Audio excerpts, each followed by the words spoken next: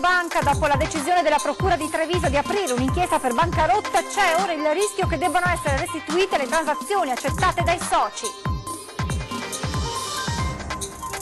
Il caso del dirigente della Regione Veneto accusato di aver chiesto di fare sesso a 4 dipendenti dell'ente sotto inchiesta è stato ora sospeso. Sempre più vicina l'ipotesi del rimpatrio in Italia per il brigatista Cesare Battisti, in esilio da anni in Brasile, a dirlo a margine di un incontro sulla sicurezza il vice capo della polizia D'Angelo. Sarà una 75esima edizione della mostra del cinema di Venezia blindatissima. Al Lido sbarcherà Mirror, centrale anticrimine in grado di chiedere e trasmettere informazioni in tempo reale a 192 paesi. Ha urlato all'Akbar e ha aggredito 3 poliziotti penitenziari. È successo al carcere 2 Palazzi di Padova. Un 39enne di Montebelluna, sposato con 2 figli, si è tolto la vita nella sua abitazione. Qualche ora prima gli era stata ritirata la patente. Senza auto non avrebbe potuto lavorare. Pedemontana, interrogazione alla Camera presentata dal deputato trevigiano di Forza Italia. Baratto, è un'opera strategica, dice, va terminata.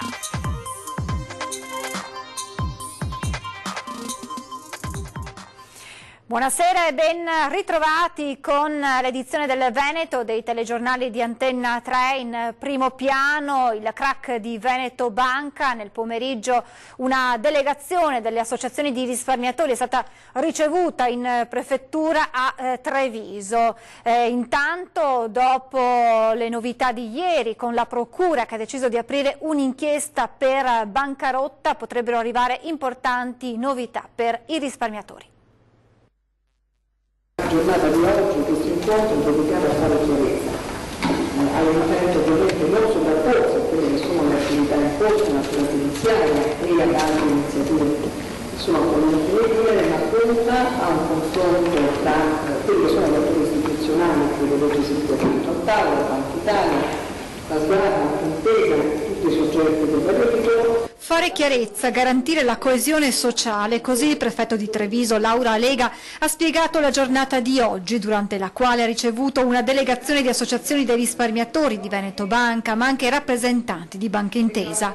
Un tavolo che arriva all'indomani della decisione della Procura della Repubblica di Treviso di aprire un'inchiesta per bancarotta per distrazione, e questo in base al pronunciamento del Tribunale fallimentare di Treviso, che ha a sua volta accolto un'istanza di insolvenza per l'istituto di credito. Secondo i giudici, la banca di Montebelluna era già insolvente il 23 giugno 2017. Di conseguenza non avrebbe dovuto essere posta in stato di liquidazione coatta amministrativa, ma tutto al più in stato di liquidazione volontaria. Bisognerà ora capire come procederà il Tribunale fallimentare, anche se la strada sarà quasi certamente quella delle revocatorie. Tutto quello che è avvenuto prima, nell'anno immediatamente precedente, penso ad esempio alle transazioni, potrebbe essere revocato. Anche gli atti a titolo oneroso, come ad esempio la cessione di BIM valeva circa 500 milioni, è stata ceduta a 24, anche quello potrebbe essere oggetto di revocatoria. Così, se da un lato questa decisione della Procura allontana per i risparmiatori il rischio prescrizione, dall'altra le revocatorie potrebbero coinvolgere le transazioni accettate da molti soci. Teoricamente, dal punto di vista giuridico, potrebbero aver luogo anche nei confronti dei pagamenti che sono stati effettuati a favore dei soci che hanno transato, quindi quella è una delle possibili conseguenze. Come dire, insomma, che il primo atto sarebbe quello che ancora una volta devono restituire i soldi ai risparmiatori? Beh, se ci sarà la revocatoria dei pagamenti delle transazioni, sì. E adesso il caso del dirigente della Regione Veneto accusato di aver chiesto di fare sesso a 4 dipendenti dell'ente. Sotto inchiesta l'uomo è stato ora sospeso. Dirigente regionale sospeso per 4 mesi dal servizio su provvedimento della Procura della Repubblica di Venezia è accusato di aver chiesto prestazioni sessuali a 4 dipendenti dell'ente a tempo determinato che sostengono non solo di aver ricevuto avance ma di essere anche stati palpeggiati dall'uomo, un 62enne di Mirano. Il dirigente, fino a qualche giorno fa in servizio nel settore ricerca e innovazione, nega ogni addebito e sostiene di non aver mai avuto attenzioni particolari per altri dipendenti della regione. Qualcuno qualcuno sostiene mi vuole rovinare. Ora il suo avvocato sta predisponendo un'adeguata linea difensiva. Il suo assistito, ormai a fine carriera, lavora a Palazzo Balbi da 40 anni, dove ha operato in diversi uffici. Per arrivare alla misura interdittiva, tuttavia, la procura è convinta di avere a suo carico indizi pesanti. Non una ma 4 le potenziali vittime che lo accusano per episodi risalenti al periodo tra il 2011 e il 2012, concussione e tentata violenza sessuale, i reati contestati. Sempre più vicina l'ipotesi del rimpatrio in Italia del brigatista Cesare Battisti, in esilio da anni in Brasile. Sempre più vicina l'ipotesi di rimpatrio in Italia per il brigatista rosso Cesare Battisti, in esilio dorato da anni in Brasile. A dirlo, a margine di un incontro sulla sicurezza a Mestre, il vicecapo della polizia, il prefetto Nicolò Marcello D'Angelo. Io credo che prima o dopo arriveremo all'estradizione, insomma io credo che è una questione forse di tempi, molto probabilmente anche di convinzione da parte del sistema paese brasiliano.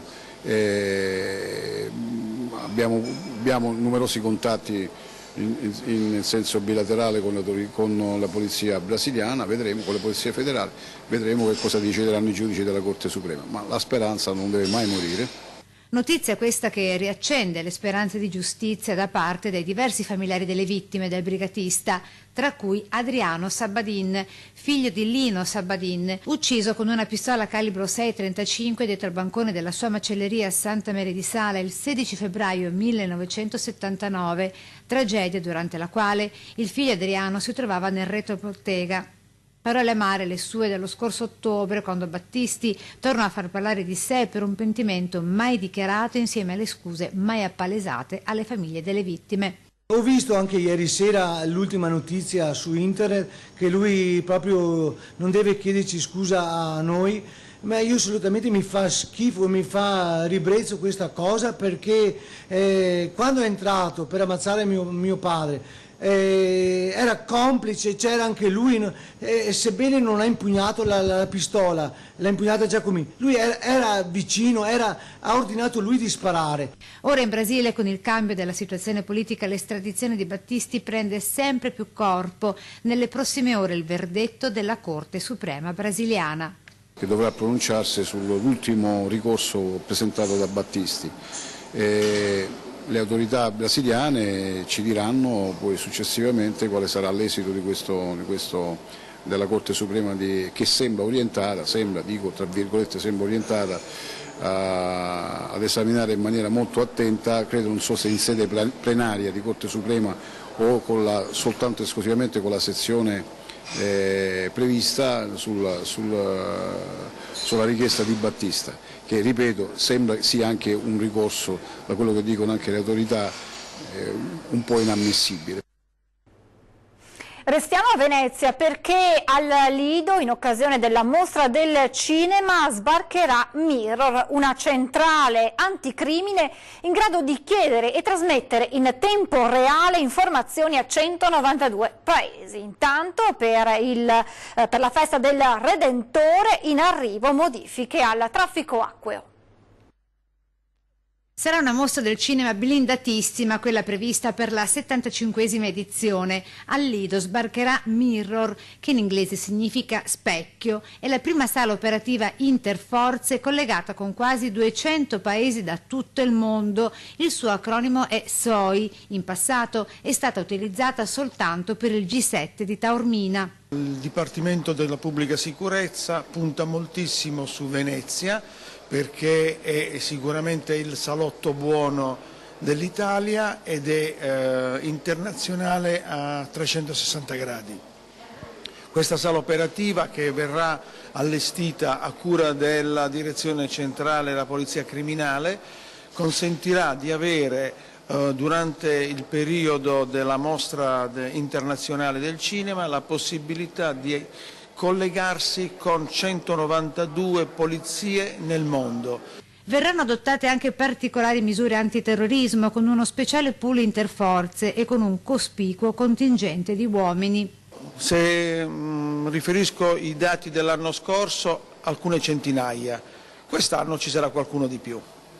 La sala verrà utilizzata per tutta la durata della kermesse cinematografica e sarà operativa 24 ore su 24, permettendo così di veicolare informazioni in materia di sicurezza sul territorio in tempo reale. Ci sarà un monitoraggio anche oltre che sul nome, anche sui percorsi e sui viaggi che determinati soggetti potranno intraprendere, perché ci saranno comunicazioni rapidissime da tutti i paesi di provenienza e ovviamente una verifica su quelli d'arrivo.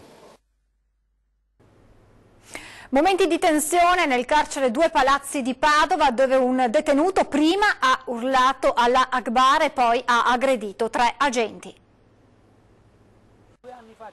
3 poliziotti penitenziari del Due Palazzi di Padova sono stati aggrediti da un detenuto nordafricano all'urlo di Allah Akbar. La denuncia arriva da Giovanni Vona, segretario nazionale per il Triveneto del Sindacato Autonomo Polizia Penitenziaria SAPPE. Mentre lo accompagnavano agli ambulatori infermieristici, l'uomo in carcere per lesioni, resistenza, rapina a mano armata e altro ha tirato fuori una lametta che teneva nascosta, cercando di ferire il personale che lo accompagnava. 3 i poliziotti rimasti contusi nel corso della colluttazione. Sigilli al centro culturale di via Mestrina a Mestre. Dopo i numerosi sopralluoghi nei mesi scorsi, gli agenti della polizia locale hanno accertato come l'immobile sia stato utilizzato dalla comunità bengalese in maniera impropria rispetto alla destinazione commerciale. I locali infatti erano stati adibiti a centro di culto, in pieno contrasto con la normativa urbanistico-edilizia vigente. Il provvedimento è rigoroso ma non intende in alcun modo limitare la libertà di culto nel comune di Venezia, commenta l'assessore all'edilizia privata Massimiliano De Martini. Tutto deve avvenire nel rispetto delle norme e dei cittadini. Nel caso di via Mestrina l'associazione culturale è venuta meno all'osservanza delle leggi comunali, utilizzando i locali presi in affitto per uno scopo diverso da quello a cui era stato destinato, intervenendo con opere abusive e creando disagio ai cittadini residenti, anche a causa del sovraffollamento dei locali. Il comune di Venezia, conclude De Martini, dopo previe diffide e ripetuti accertamenti, ha quindi semplicemente applicato la legge. Tragedia della strada con un 18enne che è uscito di strada in moto e ha perso la vita. Vicenza, non ce l'ha fatta Alessandro Lunardi, il 18enne che nel pomeriggio di ieri era uscito di strada con la sua moto all'altezza dell'incrocio tra via Falcone e strada Bironna. Le ferite riportate in seguito alla fuoriuscita autonoma non gli hanno lasciato scampo, nonostante il pronto intervento dei soccorsi dell'ambulanza del SUEM che lo ha portato al San Bortolo, dove nella notte è deceduto. Intanto la polizia locale sta cercando di ricostruire l'esatta dinamica dell'incidente, nonostante a quanto pare l'assenza di testimoni diretti. Suicida dopo il ritiro della patente. Montebelluna è sotto shock per la morte di un 39enne, padre di 2 figli. Trovato al volante con un tasso di alcol superiore al limite consentito, si è tolto la vita nel ricovero attrezzi mentre la moglie e i 2 figli erano al mare. La tragedia ieri mattina a Montebelluna. L'uomo, un rappresentante di 39 anni, è stato ritrovato ormai morto, suicida probabilmente nella notte, senza lasciare neppure un biglietto. Un gesto maturato al culmine di un periodo difficile, aggravato forse da difficoltà economiche. Ma a gettarlo nella disperazione da cui non ha saputo risalire sarebbe stato il ritiro della patente, che gli avrebbe impedito per un periodo di lavorare. Era molto conosciuto a Montebelluna, dove aveva gestito a lungo un bar, che aveva lasciato circa un anno fa proprio per stare vicino alla famiglia. Per il nuovo impiego, tuttavia, la patente era fondamentale. L'altra sera era andato fuori con alcuni colleghi, aveva bevuto un po' troppo per rimettersi al volante. Fermato a Crocetta, l'etilometro era stato implacabile. Da lì il tragico gesto che ha lasciato nella disperazione familiari e amici. E adesso ci colleghiamo in diretta con Palazzo dei 300 a Treviso, dove è in corso il primo consiglio comunale della nuova amministrazione di Mario Conte. Vedo in collegamento Lucio Zanato, ti cedo subito la linea. Lucio, come sta andando? È una cosa di uno scandaloso. Sta andando che le opposizioni stanno un po' rovinando, diciamo così, la festa al neosindaco Mario Conte. Perché perché hanno sollevato una serie di eccezioni, come sentite di sottofondo stanno dibattendo proprio queste eccezioni. La più singolare, che però tra l'altro si ripete ogni volta, è quella della presenza del consigliere Antonio Dotto, che è anche presidente di una IPAB a San Giuseppe, e quindi c'è una sorta di incompatibilità che è stata sollevata anche in questo Consiglio Comunale che si sta protraendo. È iniziato alle 17, il giuramento doveva essere previsto intorno alle 18, in realtà come sentite il dibattito su questa surroga, che poi finirà quasi sicuramente con una votazione e un passaggio della maggioranza, e probabilmente il consigliere Dotto che si dimetterà dall'IPAB, sta un po' rovinando quello che potrebbe essere il primo giorno di festa e soprattutto il primo giorno di Consiglio Comunale qui al Palazzo dei 300. Per il resto niente da segnalare, se non che c'è ancora l'incognita Giovanni Manildo, non si sa se l'ex sindaco rimarrà oppure rassegnerà le proprie dimissioni. Una piccola nota di cronaca: Giovanni Manildo è distaccato rispetto al vice sindaco Roberto Grigoletto sugli scandi dell'opposizione da Stefano Pelloni. C'è chi dice proprio per evitare ulteriori schermaglie, come sono capitate sui giornali non solo in questi giorni. E con questo, se non ci sono domande, restituisco la linea allo studio. Grazie e buon lavoro a Lucio Zanato e a Nicola Marcato. Torniamo alla cronaca con le truffe ai danni di anziani. I carabinieri di Bassano hanno arrestato un napoletano che è riuscito a farsi consegnare più di 10.000 euro da 3 anziani bassanesi. Io lo guardo e gli faccio: ma mi ascolti un attimo, lei ha una parrucca in testa, ha gli occhiali belli grandi, lei non è d'Elettra, è scappato via ma di corsa. Luciana Lanzarina ha rischiato di essere l'ennesima vittima dei truffatori che si spacciano per dipendenti ETRA, invece è riuscita a mettere in fuga il malvivente. Per altri anziani bassanesi purtroppo le cose sono andate in maniera diversa e sono caduti nella trappola.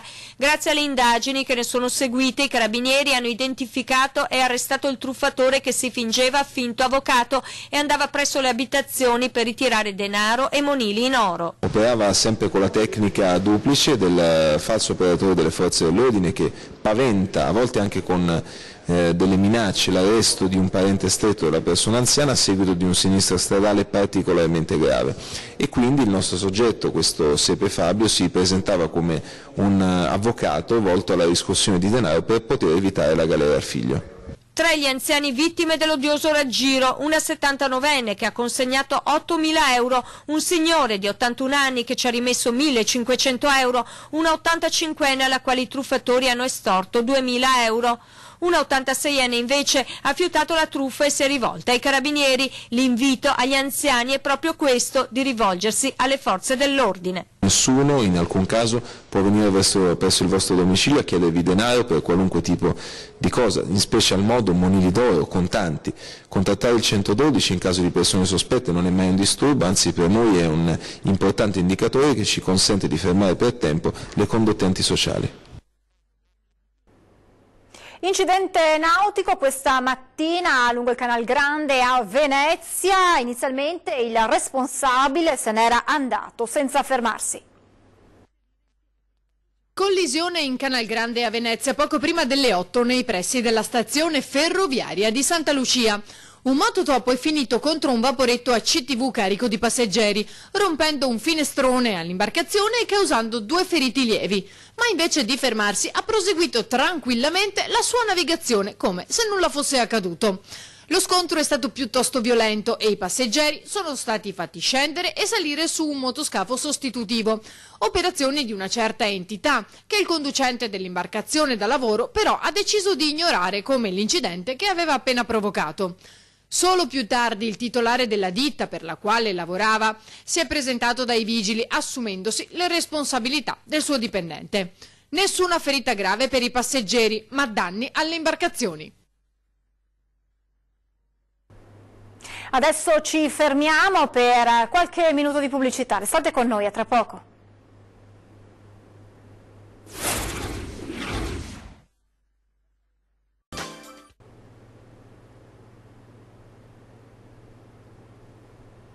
Di nuovo in diretta con l'edizione del Veneto dei nostri telegiornali per parlare di Pedemontana, perché gli annunci di revisione delle grandi opere nel territorio nazionale fatte dagli esponenti del Movimento 5 Stelle preoccupano i parlamentari veneti. Il deputato di Forza Italia Raffaele Baratto ha presentato un'interrogazione a risposta scritta alla Camera ribadendo il ruolo cruciale della superstrada. Credo che sia assurdo mettere ancora in discussione la strada della Pedemontana. Giù le mani dalla Pedemontana. Il trevigiano Raffaele Baratto, deputato di Forza Italia, ha presentato alla Camera un'interrogazione a risposta scritta ribadendo il ruolo strategico che riveste la superstrada in costruzione tra Treviso e Vicenza, superstrada che gli esponenti di governo del Movimento 5 Stelle, in particolare il ministro delle infrastrutture Danilo Toninelli, stanno rimettendo in discussione. Sì, ma con grande follia, perché credo che oggi 5 Stelle al governo, per cui chi rappresenta il governo deve assolutamente finire queste opere. Questa opera assolutamente che è strategica, diamo ancora a metterla in discussione. Questi devono capire che stanno governando questo grande paese e capire che il Veneto sta portando avanti anche l'Italia a livello economico. Cantiere che va concluso e non certo abbandonato, lasciando nella nostra regione una ferita devastante, continua Baratto. Anche per questo, si legge nell'interrogazione, la non meglio definita analisi costi-benefici dell'opera annunciata dal ministro ha suscitato anche la preoccupazione delle principali associazioni di categoria regionali. Inviterò il ministro qui in Veneto a far vedere cosa è questa opera. Oggi è uno sfregio in questo territorio che, per quanto mi riguarda, queste opere vanno lavorate 24 ore su 24 perché come strategiche vanno finite nel miglior tempo possibile. Parliamo adesso di turismo, che non è solo mare o città d'arte. In provincia di Belluno infatti si riscopre la bellezza del camminare tra vallate, borghi antichi e luoghi religiosi lungo il cammino delle Dolomiti. Un percorso ad anello nel cuore delle montagne bellunesi. È il cammino delle Dolomiti, oltre 500 km suddivisi in 30 tappe. E non di solo trekking si parla, ma di un camminare nella quiete e nella natura, su strade e sentieri poco battuti, alla scoperta delle vallate e dei borghi più autentici di questo angolo di Veneto. È un cammino che è stato pensato per itinerari battuti, non complicati e quindi che non richiedono attitudini alpinistiche, ma solo la volontà di camminare, il piacere di camminare. Esiste una rete dell'ospitalità costituita da oltre 150 operatori che potranno dare adeguata assistenza ai percorritori del Cammino delle Dolomiti. Una riscoperta in fondo del modo più antico di viaggiare, camminando, con un potenziale turistico per nulla trascurabile, al punto che la Regione Veneto ha deciso di promuovere il Cammino delle Dolomiti inserendolo all'interno del progetto Cammini, il Veneto a piedi e la poesia del viaggiare. Non puntare soltanto sulle destinazioni già conosciute e classiche, come possono essere ovviamente Venezia, Verona, ma pensare a far conoscere e scoprire il cosiddetto altro Veneto, che molto ha da offrire proprio legato a questi percorsi sul territorio che poi fanno conoscere anche quelli che sono borghi antichi o altre città magari meno o paesi meno noti. Il Cammino delle Dolomiti abbraccia l'intera provincia di Belluno, incontrando luoghi carichi di significato storico e religioso. Non a caso partenza ed arrivo sono qui al santuario dei santi Vittore e Corona, sulla cima di questo colle che domina la conca feltrina. I feltrini lo considerano il centro religioso loro, perché è qui che si incontrano, il loro ritrovo è qui. Raccoglie un po' la storia di questo ultimo millennio, raccoglie l'arte e poi la religiosità. Puntata da non perdere, quella di questa sera di 20:10, ospiti in studio i coniugi Carlos Castillo e Manuela Mattarolo. Abitano a Treviso ma per anni hanno vissuto in Venezuela, scappando poi dall'inferno del regime del dittatore Maduro.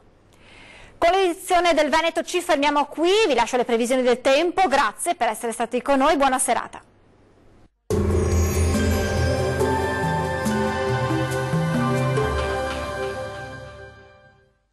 Ben ritrovati al meteo di Antenna 3. Prevalenza di sole sulle nostre regioni, ma non mancherà qualche fenomeno. Vediamo il dettaglio. Sul Veneto ampio soleggiamento nella prima parte della giornata con cielo sereno o al massimo poco nuvoloso ovunque. Dal pomeriggio addensamenti e locali temporali, in particolare sui monti del Bellunese, sempre buono invece altrove. Temperature minime tra 15 e 20 gradi, massime comprese invece tra 26 e 31 gradi. Situazione molto simile sul Friuli Venezia Giulia, dove sarà asciutto e soleggiato al mattino, ma anche qui dal pomeriggio aumenterà la nuvolosità, specie sui settori alpini dove non si escludono occasionali rovesci a carattere sparso. Cielo al massimo poco nuvoloso altrove. Temperature minime tra 14 e 16 gradi, massime oscillanti invece tra 26 e 28 gradi.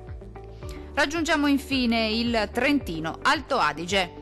Al mattino qualche piovasco sui settori alpini di confine, altrove invece sarà più soleggiato. Col passare delle ore non si esclude che gli acquazzoni possano riguardare un po' tutti i settori della nostra regione.